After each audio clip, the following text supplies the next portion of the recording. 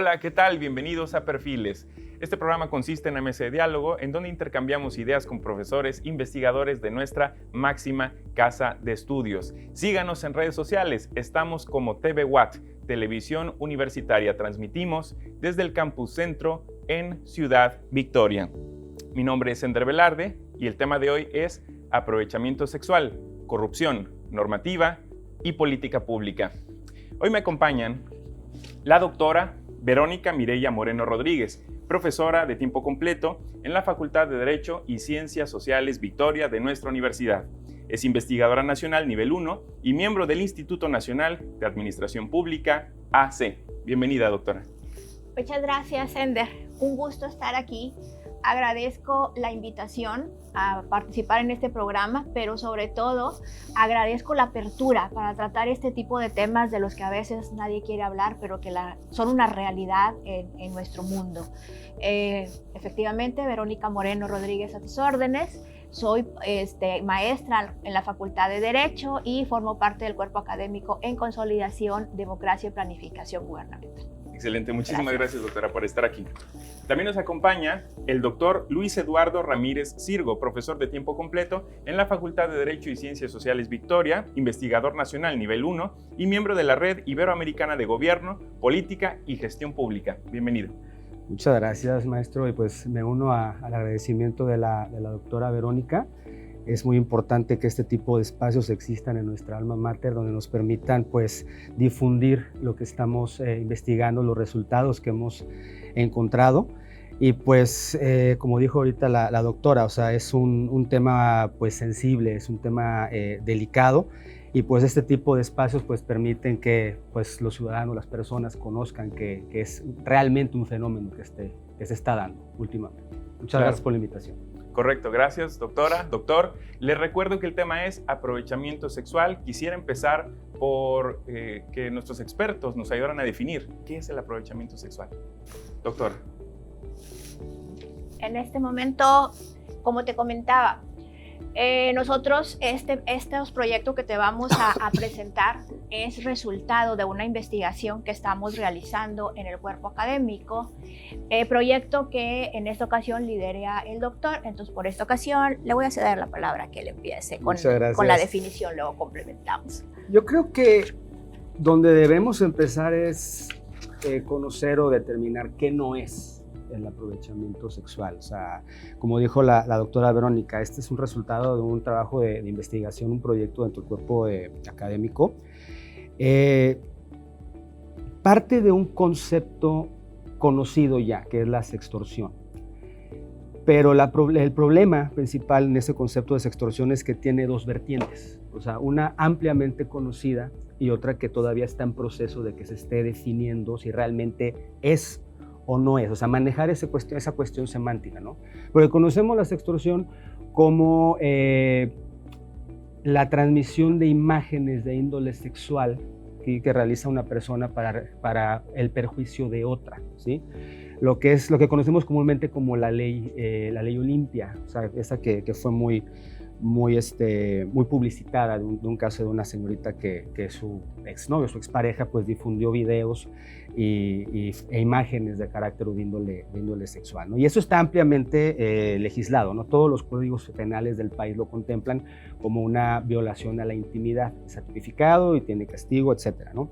Pero en este caso, la forma en que estamos viendo, el contexto en el que estamos tomando la sextorsión, es como una modalidad de acto de corrupción, en donde una persona con poder, o sea, con poder es un servidor público, esa persona que tiene capacidad de otorgar o negar algo que un ciudadano tiene por derecho recibir, lo condiciona a cambio de un favor de índole sexual.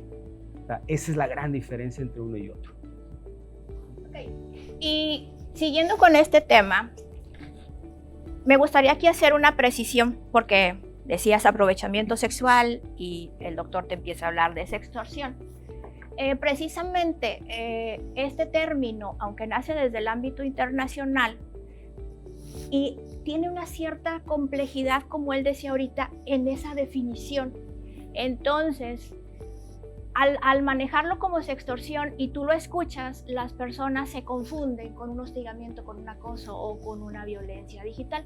Entonces, por eso lo empezaron a tomar como aprovechamiento sexual, ¿sí? Pero entonces, si nos escuchan de repente decir sextorsión, estamos hablando de lo mismo. Me gustaría puntualizar en las características propias de lo que es el aprovechamiento sexual. Es algo que se da en el ámbito gubernamental, ¿sí? Eso es algo que tenemos que ver, que es algo de lo que se diferencia quizá de las cosas. No necesariamente porque se dé en el ámbito gubernamental tiene que ser que haya una subordinación, porque puede ser ya sea con un subordinado, pero también puede ser con un ciudadano. ¿Por qué? Porque esto se trata de que el funcionario público lo que hace es obtener un beneficio a cambio de algo. Mejor dicho, el servidor obtiene un favor sexual a partir de un beneficio que le va a otorgar a la víctima. Entonces, esa es una de las características principales. En este caso, también otra característica es que hay un consentimiento. Hay un consentimiento, pero el consentimiento de la víctima lo da impulsado quizá por esa necesidad que tiene del servicio o por la presión que pueda tener en un determinado momento. ¿Por qué? Porque si es subordinado, pues a lo mejor está en juego tu trabajo, una promoción, que te paguen más. Entonces, esas como que las características básicas que podemos encontrar en el aprovechamiento. Claro, creo que es evidente una gran asimetría de poder, de condiciones materiales, económicas, de toda índole, ¿no? Una gran asimetría. Sí, doctor. De hecho, hay algo importante que puntualizar, porque algunas situaciones que yo he encontrado cuando hemos hablado de este tema es que me comentan, es que eso sí está regulado, es que eso sí existe. Pero, a ver, no, es que es diferente a un hostigamiento sexual o es diferente a un acoso sexual. Son cuestiones distintas en los elementos que ahorita comentó la doctora Verónica. Claro. Porque en este caso, en la sextorsión o el aprovechamiento sexual, se hace énfasis a lo que es el quid pro quo, que lo maneja la doctora Nancy Henry, que es la que ha impulsado este concepto, ¿no? Como sextorsión. O sea, ese quid pro quo, perdón, de dar por dar, ¿sí? Exacto. Porque decía la doctora, hay un consentimiento, efectivamente hay un consentimiento porque yo requiero ese servicio público, yo requiero un servicio educativo, requiero un servicio de salud, requiero una cuestión migratoria, etcétera, etcétera. Aquí te comento rápidamente algunos ejemplos de aprovechamiento sexual. En el caso de hostigamiento sexual existe una relación jerárquica, como bien lo dijo ella, o sea, jefe subordinado de cualquier tipo, ¿no? Los avances son de un solo lado únicamente, o sea, es total y contrario a los derechos que pueda tener la persona y se sienta invadida en sus derechos. O sea, no va a tener ningún beneficio en este caso una persona que está haciendo o que sufre en caso de hostigamiento. En el caso del acoso no existe ningún tipo de relación, ni jerárquica, ni como servicio público, pero puede que no se dé algún tipo de contacto, lo que sí se da en el aprovechamiento sexual. Sí. Y ahora, hemos visto cómo el cuerpo académico está estudiando esta cuestión, sobre todo en el ámbito gubernamental. Ahorita me gustaría también pasar a cómo se está dando, ¿no? En el gobierno, en el contexto del país, doctora. Fíjate, eso es algo muy interesante y qué bueno que tocas el tema, te voy a decir por qué. Porque es algo que tenemos que visibilizar. Si tú me preguntas, ¿cuáles son las estadísticas que hay en México? ¿Qué panorama tenemos en México? Pues no pudiéramos decirte datos. ¿Por qué? Porque precisamente por esta característica de que la víctima, hasta cierto punto, si tú quieres, presionada, consciente a eso, accede a esas propuestas o a esos favores sexuales, pues entonces se siente parte del problema. Se siente que yo soy cómplice de, entonces no hay denuncias. Tiene miedo también. Exactamente, tiene miedo, no hay denuncia. Al no haber denuncia, pues lógicamente pues no tienes un dato que te pueda decir cuál es el panorama que tenemos. Hay algunos datos que sacó Transparencia Internacional, en los cuales dice que entre los países de América Latina y el Caribe, México ocupa como que el 5º lugar en este tipo de corrupción. pero la realidad es que tanto las estadísticas no existen como los datos son totalmente escasos. Los estudios, hay muy pocos estudios. Ahora, el hecho de no estar en una normativa, pues también hace que si lo denuncio, pues que no va a proceder nada. Entonces, el panorama pues es muy ambiguo porque no hay datos para poder hablar sobre el tema. Entonces, estamos en ese proceso. Comprendo. Doctor. Sí, realmente los estudios son escasos. O sea, los únicos que hemos podido encontrar mayormente son en África.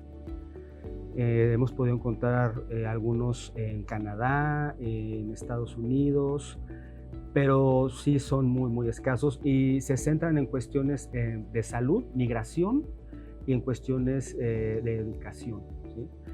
Les mencionaba algunos ejemplos, ¿no? Por la cuestión de las mujeres migrantes, que son de las más que afectan este tipo de fenómeno. De hecho, es un tipo de corrupción que afecta a grupos de mayor vulnerabilidad, en este caso las mujeres, ¿no? Entonces, estas mujeres que transitan en su trayecto migratorio, pues no cuentan con recursos para poder pagarle, en este caso, a las autoridades. Entonces, la única forma que tienen que hacerlos a través de ese tipo de acciones, ¿no? La educación, cuando quieren inscribir a los hijos a las escuelas, ¿no? En salud, cuando requieren que una consulta, una medicina, pues las personas aprovechan, en este caso los servidores públicos, ¿no? En la última situación que tuvimos a nivel la pandemia, por ejemplo, sí se encontraron ciertos casos, una encuesta que levantó el TEC de Monterrey, donde sí hubo casos de sextorsión para obtener la vacuna, para tener un acceso a servicio médico prioritario, para traslados en ambulancias. O sea, como dice la doctora, es un fenómeno que se da, pero como se sienten partícipes, pues los datos son muy escasos y pues termina siendo muy anecdótico. O sea, esos testimonios son anecdóticos porque no tenemos datos duros que nos puedan dar otro panorama. Claro, hay mucho que hacer en el ámbito académico para tratar de visibilizar este tema y muchas gracias por sus aportaciones. Con esto terminamos la primera parte del programa, el primer bloque. Quédense con nosotros, estamos en Perfiles en un momento más, regresamos.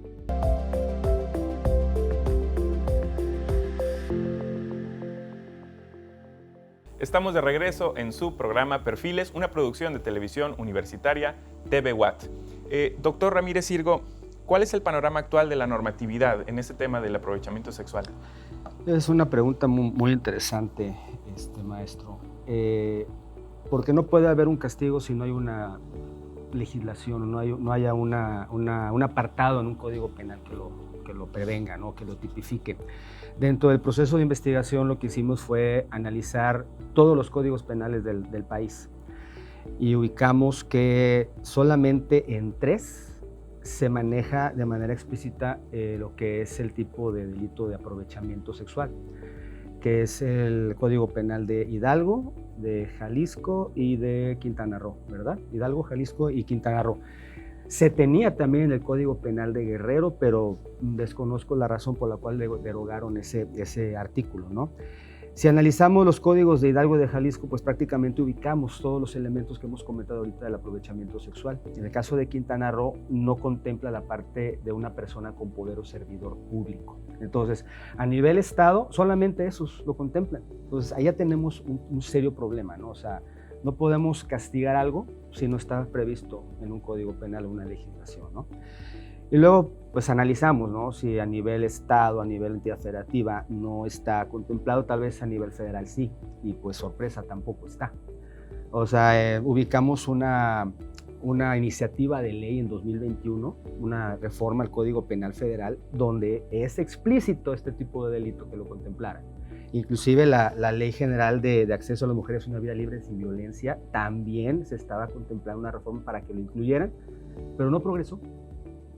Entonces ahí ya tenemos un problema pues fuerte en el sentido de no podemos tratar de impulsar una denuncia cuando esa denuncia no va a progresar porque lo van a confundir con un acoso, con un hostigamiento que, como ya comentamos, es una cosa completamente diferente. Claro. Doctora Verónica Moreno, ya hablamos un poco del panorama normativo, pero ahora vamos a pasar a la otra parte, que es la política pública. ¿Cómo estamos en ese sentido? ¿Se han efectuado acciones de gobierno, programas que tengan que ver con reducir este tipo de situaciones o quizás estamos también mal parados ahí.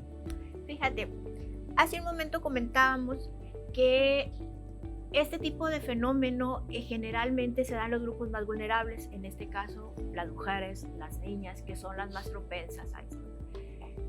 Ya tenemos ejes transversales desde nuestros planes de desarrollo en los cuales se privilegia la perspectiva de género y se privilegia los derechos humanos. En este caso ya contamos con programas en los cuales lo que nos faltaría pues es revisar que efectivamente esos programas tengan esa perspectiva de género y que tengan un respeto o que estén enfocados a garantizar los derechos humanos. Eso es por un lado, pero tenemos otro gran problema, de que como bien sabemos, para que yo pueda tener una política pública, bueno, desde antes, la política pública ya sabemos que son esos actos que el gobierno realiza para poder atender las problemáticas de la población, sobre todo ese tipo de problemáticas que están afectando su bienestar. Entonces, para que exista una política pública, pues tiene que haber un problema público. Si no visibilizamos esta problemática, pues entonces el aprovechamiento sexual siempre se va a quedar en el ámbito privado. Y si no logramos que brinque esa frontera del ámbito privado al ámbito público para que pueda haber una intervención del gobierno, pues difícilmente vamos a poder tener una política que atienda y prevenga este tipo de problemáticas. Entonces, salvo lo que tenemos con los programas existentes con perspectiva de género y derechos humanos, como tal, no hay algo enfocado al aprovechamiento sexual, porque como decía ahorita el doctor, se confunde con hostigamiento, con acoso, con violencia digital, entonces esta queda de lado. Es un problema que tenemos. Claro, entonces podemos estar de acuerdo que en dos cosas. Primero, que necesitamos que se visibilice, que se impulse en la agenda, hablando sobre el ciclo de políticas públicas, que se define el problema público para que empiece a atenderse. Hace falta visibilizar esto en muchos estados de la República. Eso llama la atención. ¿Qué está pasando con los actores judiciales o los legisladores? Quizás la ciudadanía, la academia. Doctor, ¿de quién está faltando la participación entonces para que este problema logre concretarse, ¿no? En leyes y en políticas? Sí, de hecho, sí existen leyes a nivel internacional. Hay países que ya están legislando. O sea, hemos encontrado en la India, por ejemplo, está regulado, está contemplado. En Tanzania, si mal no recuerdo, también está contemplado. En Bosnia-Herzegovina también está contemplado. En Perú, en este año, se están comenzando las iniciativas de inclusión de este delito en los códigos penales, si se les denomina códigos allá en Perú. O sea, poco a poco se está impulsando. De hecho, hay un estudio de la Asociación Internacional de Mujeres Juezas, que también están impulsando mucho este concepto, sobre cómo se contemplan en los códigos o en las legislaciones penales de muchos países, o sea, y contemplan México, identifican que no hay una regulación apropiada, ¿no? En este sentido, ¿no? Entonces, partiendo de eso, de que no está bien definido, no está bien difundido, pues no estar regulado, pues solo complica más el panorama. Claro, y también, doctora, podemos estar de acuerdo en que también nos está faltando la segunda parte de ese ciclo de política pública, que es la evaluación. A ver, ya tenemos a lo mejor un diagnóstico, cierta planeación, algunos ejes rectores, pero los programas sí están llegando a conclusión. Eso es el seguimiento, el monitoreo. A lo mejor ahí es donde tenemos que poner el acento. Acabas de tocar un tema básico y yo creo que tenemos un gran problema con la palabra evaluación. A nadie nos gusta que nos evalúen. Entonces, desgraciadamente, aunque el ciclo de la política pública dice que los programas deben de cerrar con esa evaluación para buscar esa retroalimentación y poderlos mejorar, o de plano, si no funcionan, quitarlos y cambiarlos, la realidad es que los únicos programas que se evalúan pues son los que tienen la mala suerte de aparecer en el PAE cada año. El que aparezcan en el programa anual de evaluación creo que es lo peor que les puede pasar, porque son a los que les toca ser evaluados. Entonces, si no aparecen todos, pues lógicamente no están evaluados. Al no tener evaluación de los programas, Y sobre todo, al no darle ese seguimiento a la evaluación, porque la evaluación no es nada más para que te den una calificación y ya se queda hasta ahí. Tenemos que hacer un plan de mejora continua, tenemos que hacer una evaluación. A partir de esos resultados, pues ver si la política está funcionando, si hay necesidad de reorientarla o si la tenemos que cambiar. Pero si no tenemos resultados, si desde el principio no entran a la evaluación, pues entonces no podemos saber tampoco los resultados. Necesitamos cambiar ese paradigma de que no necesitas estar en el PAE para que pueda ser evaluado. Hay que cerrar ese ciclo de política pública para poder ver realmente la eficiencia de ellos. Ir eliminando estos sesgos, ¿no? Es correcto. Entiendo. Muchas gracias por sus opiniones, doctores. Vamos a una pausa y volvemos a Perfiles.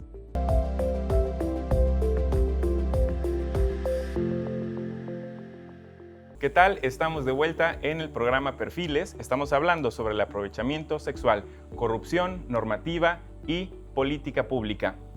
Doctora Verónica, le pregunto, ¿cuáles son las posibles soluciones a esta problemática del aprovechamiento sexual? Fíjate, como te decíamos en un principio, estamos nosotros, o mejor dicho, llegamos a este tema a partir de los estudios de corrupción.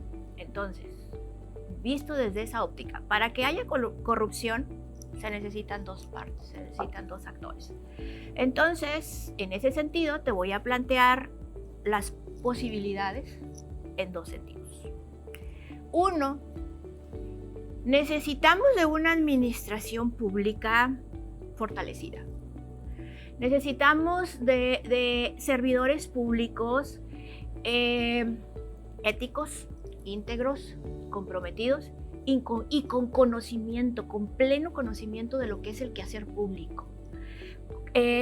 No nada más saber que en su área van a hacer X proceso, sino saber que esas acciones que ellos están haciendo están atendiendo a un problema público y que se necesita una solución. Necesitamos llegar hasta la eficiencia de. Pero si no tenemos ese conocimiento, es más conocimiento hasta de las leyes que lo norman. Es increíble que de repente vemos funcionarios que no saben ni la ley que regula la institución que dirigen. Entonces, ¿cómo puedes hacer algo? ¿Cómo puedes incidir en un problema como este? Ejercer el poder. Exactamente, eso es por un lado. Por otro lado, los ciudadanos. Necesitamos una ciudadanía más involucrada en la vida pública. Necesitamos una ciudadanía que se involucre al menos en los problemas que son sentidos para ellos. Entonces necesitamos abrir esos espacios en los cuales se busque la participación ciudadana, pero una participación ciudadana real, no una participación ciudadana simulada. Entonces necesitamos ese tipo de ciudadanos. Entonces, que los ciudadanos conozcan los procesos, que conozcan los tiempos, que conozcan en qué institución ir a hacer un trámite. De lo contrario, pues entonces caigo fácil en el soborno porque pues, no tengo desconocimiento totalmente de todo. Entonces yo diría dos cosas. Necesitamos, por un lado, un proceso urgente de construcción de la ciudadanía y por otro lado, necesitamos una reingeniería dentro de la administración pública. Creo que yo lo plantearía desde ese punto de vista. Correcto. Doctor, ¿posibles soluciones para esta problemática? Sí, claro, pues abonando lo que dijo ahorita la doctora Verónica, efectivamente, contar con servidores públicos éticos comprometidos es la base, la participación ciudadana primordial. Pero también es importante que las personas conozcan efectivamente qué es lo que está sucediendo y cómo definir esta situación, lo que hemos hecho en este espacio, ¿no? Cuando una acción de un servidor público implica un aprovechamiento sexual. Pero también no tenemos que olvidar, como dijo bien la doctora, o sea, un acto de corrupción es una relación de dos partes, el que impulsa y el que la acepta. Y el puede impulsar tanto el servidor público como el ciudadano. O sea, si el ciudadano también está consciente de que realiza un acto indebido y que aparte quiere llegar a la utilización de situaciones de carácter o de índole sexual, pues también forma parte del problema, una parte fundamental, ¿no? Ahora bien, las instituciones forman un papel también primordial a través de la existencia de protocolos de actuación, a través de programas de concientización, de difusión, así como se hizo la sextorsión desde un principio desde el ámbito tecnológico, de las tecnologías de información, hacer lo mismo en este caso, porque así lo escuchamos en la radio, así lo escuchamos en la internet, lo vemos en el internet o lo vemos en las noticias. Sextorsión es esto, difusión de imágenes, y no tocan lo otro. Entonces, mayor difusión y también pues una concretización de ese concepto. O sea, yo lo estaríamos manejando como ya no tenerlo como sextorsión, sino proponer un concepto diferente. Claro. Una definición diferente. Que tenga una nueva carga ideológica, que de verdad refiera lo que se supone que... Exactamente. ¿No? Entiendo. Ya casi terminamos con este programa y quiero pasar ahora a las conclusiones. Doctora, conclusiones generales sobre este tema. Ya platicamos un poco sobre las soluciones, pero ahora me gustaría que platicara sobre ese sentir académico, ¿no? Desde la academia, qué se está haciendo, desde el cuerpo académico, ¿cómo vamos en ese sentido?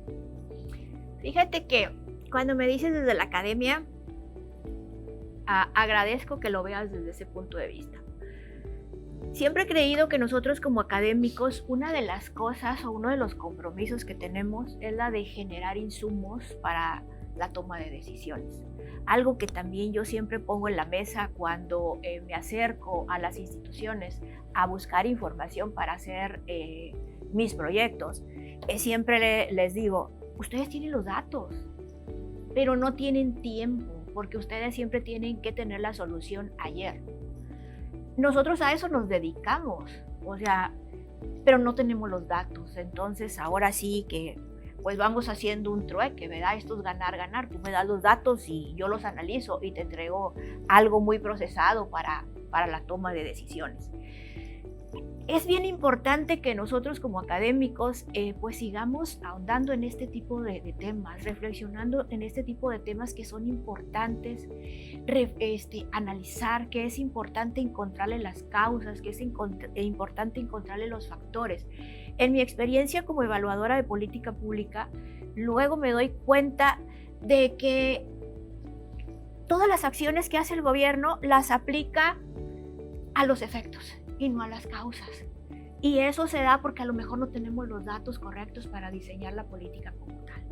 Entonces yo cerraría esta conclusión diciendo, aunque no nos hagan caso como investigadores, hay que seguir ahondando en este tema. Aunque luego nos quedemos un poco frustrados porque decimos, cuando vemos el problema que se viene encima, decimos, aquí tenía los datos en la mano, pero no me hicieron caso. Pero tenemos que seguir en ese camino, tenemos que seguir investigando y ahondando en estos temas y generando información. Creo que algún día nos van a hacer caso. Claro, si no nos quedamos en puros efectos paliativos sobre lo que decía, ¿no? De las causas y los efectos. ¿Sí? Si solo nos centramos en el final y el final, pues nos quedamos entonces sin un buen inicio, ¿no? Un buen diagnóstico, un buen punto de partida, un mejor punto de partida. Es correcto, seguimos pues ahora sí que invirtiendo o gastando los recursos del tipo que tú quieras en atender consecuencias, nunca las causas. Y si no atiende las causas, pues no soluciona los problemas de raíz. Claro, correcto. Muchísimas gracias, doctora. Doctora, adelante con sus conclusiones. Sí, muchas gracias. Retomando así rápidamente lo que dijo la doctora Verónica, la investigación debe tener siempre un objetivo. O sea, no solamente publicar y exponer la información, sino que realmente sea la materia prima para que los servidores públicos puedan realizar sus funciones, puedan formular políticas públicas adecuadas, como lo acaba de decir perfectamente la doctora. O sea, la investigación sin una aplicación práctica se queda solamente como un dato más, ¿no? Una cuestión también muy importante, impulsar la denuncia en este caso. O sea, no nada más de los ciudadanos si sienten que están siendo víctimas de esta situación por parte de un perpetrador, sino también los mismos servidores públicos si pues se dan cuenta o aprecian de que alguien dentro de su institución está llevando a cabo este tipo de situaciones, ¿no? La denuncia es importante porque una vez que se vaya visualizando más y más de que se están dando más casos similares, pues va a ser el impulso para que las autoridades decidan en realizar algo, ¿sí? Ya legislar, establecer los protocolos, los programas, etcétera. Es muy importante en este caso la denuncia, no hay que quedarse callados. Correcto, si no se vuelve muy virulento el asunto, ¿no? Y sobre todo a oscuras. Sí, sí. De hecho, un punto más, o sea, hemos dicho de que es un fenómeno que afecta principalmente a las mujeres, pero también hay información de que los hombres también pueden ser víctimas en este sentido. Entendido. Muy bien, pues hemos llegado al final de este programa. Quisiera agradecer a la doctora Verónica Mireya Moreno Rodríguez por su participación en esta emisión de Perfiles. Doctora, gracias por estar aquí. Al contrario, gracias, y esperemos que este tipo de espacios se abran más para poder compartir con el público los resultados de la investigación. Excelente, muchas gracias. Doctor Luis Eduardo Ramírez Irgo, muchísimas gracias por estar aquí. Gracias a ustedes por invitarnos y permitirnos hablar de este tema tan interesante y que pues espero que sea del interés de todas y de todos. Muchas gracias.